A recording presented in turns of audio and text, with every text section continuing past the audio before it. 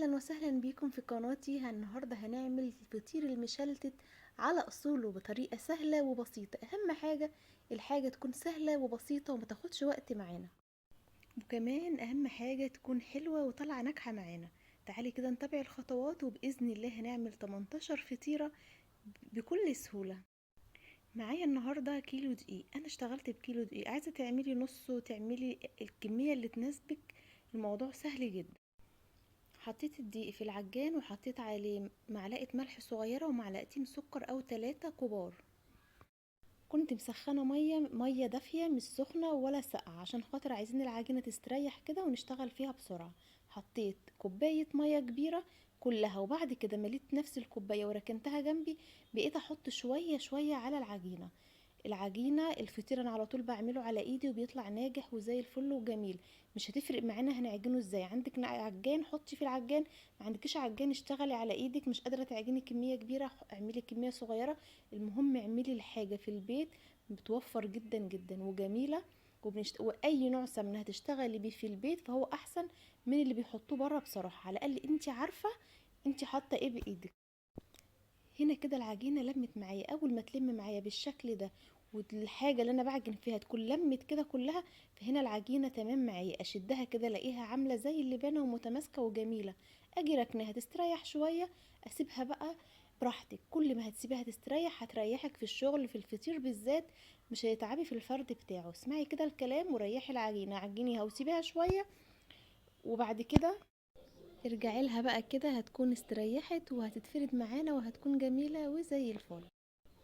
هقسم كده العجينة بالنص، هقسم كيلو الدقيق لنصين، هفرده على مرتين. لو عندك حاجة كبيرة وحابة تفرديه مرة واحدة، انا ما حبيتش ان انا بهدل الرخامة وقلت هفرده على الصينية بقى هنا على مرتين. ممكن لو عندك صينية اكبر تكفي الكيلو، افردي الكيلو مرة واحدة واعمليه بالطريقة دي هيطلع جميل معاكي، وقطعيه على مرة واحدة.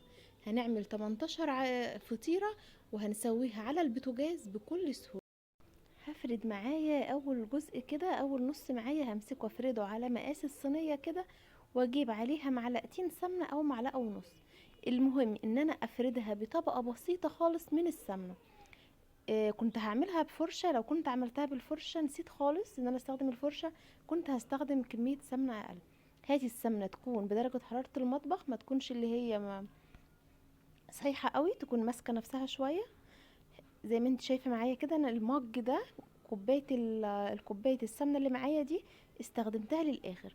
خدت كده معلقه الاول، وبعد كده خدت حته سمنه تاني دهنت الفطيره. المهم ان احنا ندهن الفطيره دهنه بسيطه قوي قوي قوي عشان تطلع مورقه وخفيفه معايا وكمان تستوي كويس. بعد ما دهنت الفطيره كلها سمنه لفيتها بالشكل ده كده. لفيها ودوسي واضغطي عليها ضغطه بسيطه كده من الاخر كده عشان خاطر نثبت اللفه معانا.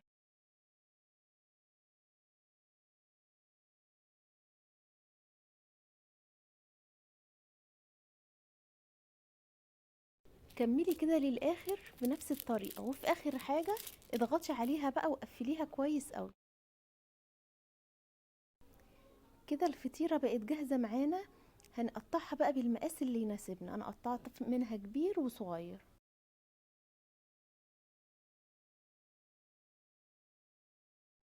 كده كميه الفطير كلها بقت جاهزه معايا. قطعوا معايا 18 فطيره. تمام، سبتهم بقى المرحله دي، المرحله الاخيره يستريحوا. استريحوا بقى هنا، سيبيهم يستريحوا كويس قوي، هتفرديهم بكل سهوله.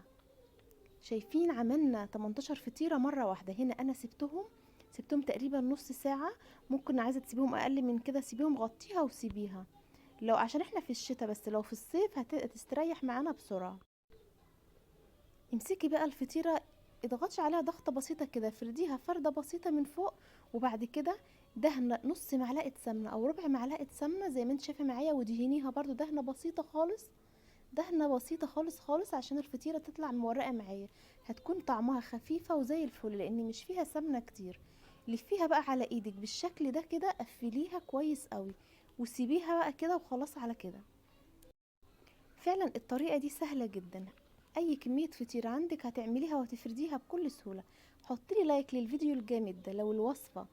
اللهم عجبتك وطريقة فرد الفطير الجامدة دي عجبتك، حطي لي لايك للفيديو واشتراك في القناة لو لسه ما اشتركتيش.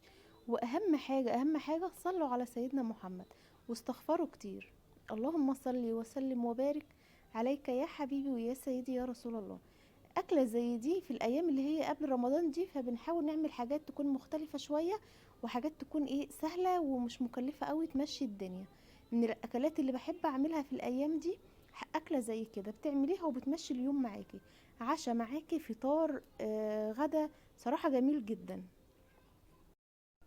بقالي مرتين كده جبناه من بره، بصراحة بحس ان هو والله عامل زي العجين، بجد مورق وعامل ازاي، بس طعمه عامل زي العجين مفهوش طعم. اللي انت بتعمليه في البيت لو طلع عامل ايه فهو بيبقى جميل وفيه كده طعم جميل مختلف بصراحة، بيكون نضيف. انت عارفة نوع السمنة اللي انت حطاه فيه؟ انا عرفت ان في الافران بيستخدموا نوع سمنة خطير جدا. نوع السمنة ده بيبقى غلط على الكبد جدا جدا جدا. يعني انت مهما هتستخدمي انواع مش قد كده في البيت، هتكون احسن وانضف واضمن بكتير. فمش مشكلة يوم زي كده هتقفي تعمليه وهتخلصيه، وانتي والله انا عملته وانا شغالة في المطبخ، يعني جنب شغل البيت كده عملته، بقيت اسيبه يستريح براحته واعمل حاجة وارجع له تاني. هنا كده حطيت طاسة على البوتاجاز وعليت النار لحد الطاسة ما سخنت كويس، وجيت موطية النار. هنسوي الفطير على نار متوسطة. حطيت ربع معلقة سمنة بعد ما الطاسة تسخن، وهنزل بالفطيرة وعلى طول هفردها. خلي بالك عشان ايدك ما تتلسعش بسرعة كده، وافرديها وحاولي ما تخليهاش رقيقة، خليها مظبوطة كده. طبعا لو عايزاها تخليها ناشفة خليها، بس هي كده وسط مظبوطة وجميلة. شايفين معايا الفطيرة كده؟ انا ثبت لكم هنا الكاميرا على الفطيرة بتتنفخ وجميلة وزي الفل. ريحي الفطيرة افرديها بالراحة، هتطلع معاكي جميلة وسهلة، وهتحسي بمتعة كده وانت شغالة فيه، مش بتعب والله ولا اي حاجة. كمان اول ما تحطي الفطيرة غطيها، ما تقلبيش الفطيرة لحد ما تلاقي العجين اللي هو شكل العجين الابيض اللي احنا عارفينه ده راح، تلاقي كده شكل الفطيرة بدأ اللون بتاعها يروح. هوريها لكم في الفطيرة التانية. اول ما تلاقي العجين اختفى خالص من فوق، تيجي قلبها، اقلبيها كذا مرة لحد ما تتحمر وتاخد الوش المظبوط، مش مشكلة مش هيحصل لها اي حاجة. بعد ما تطلعي الفطيرة غطيها بأي حاجة، بأي صينية، طبق، فوطة، أي حاجة عشان تكتم السخونة بتاعتها. ده لو عايزاها طرية، مش عايزاها طرية سيبيها كده تكون مقرمشة وجميلة، مع اني انا غطيتها وطلعت برضو مقرمشة وجميلة زي ما انت شايفة كده. حطي ربع معلقة سمنة في الصينية، في لكل فطيرة ربع معلقة سمنة.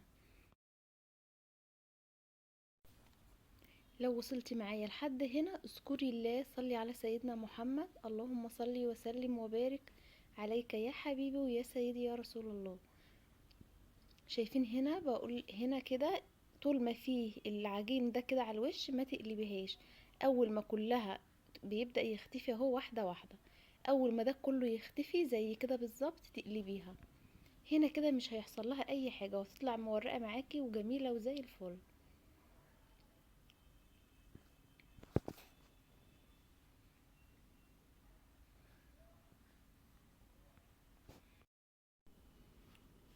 اهم حاجة وانتي بتسوي الفطيرة ما تعليش البوتاجاز، لو عليتي البوتاجاز هتحمر منك بسرعة، ومن جوه هتلاقيها عاملة زي العجينة. بالراحة كده، خلي نار متوسطة، لو البوتاجاز بتاعك عالي يبقى اقل من متوسطة، وغطيها وبعد كده تابعيها، ما تسيبيهاش تطلعي المطبخ، الموضوع بسرعة. لو في عندك حاجة اكبر ينفع نسوي كذا حاجة مع بعض وهتكون احسن. عايزة تفرديها وتحطيها في الفرن هتطلع معاكي جميلة برضو. طريقة الفطير دي ينفع تاخدي نقسم نص كمية الفطير، يعني نفس العجينة ونفس كل الخطوات ونفس كل حاجة، ونعملها في فطيرة كبيرة زي ما احنا قسمنا كده الفطير، العجينة نعملها في فطيرة كبيرة. وينفع نعمل الكيلو الدقيق كله في فطيرة أكبر. في حاجة كمان بخصوص العجينة، ينفع ان احنا نعجن العجينة النهاردة ونحطها في التلاجة ونسيبها ونعملها بكرة.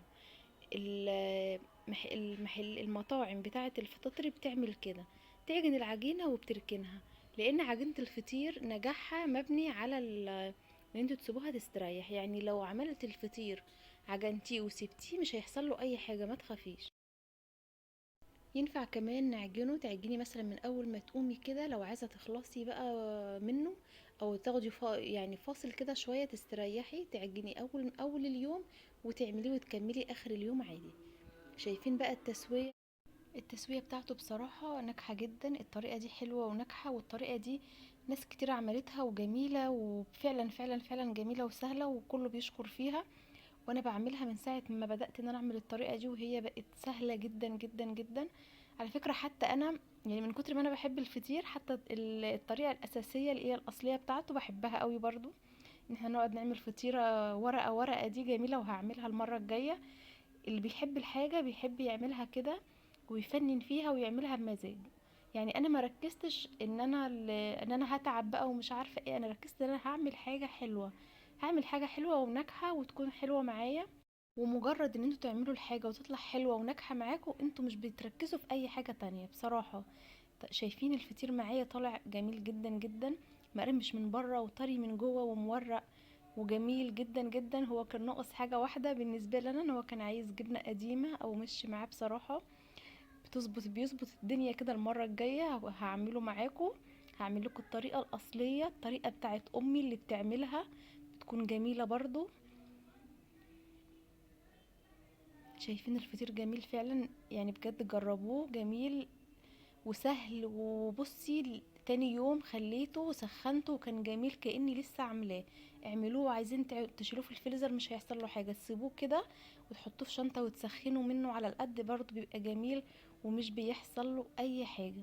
بجد بجد جربوه واعتمدوا الطريقه دي، وجربوا طرق ليا ولغيري لحد ما الحاجه تعجبكم وتشوفوها سهله.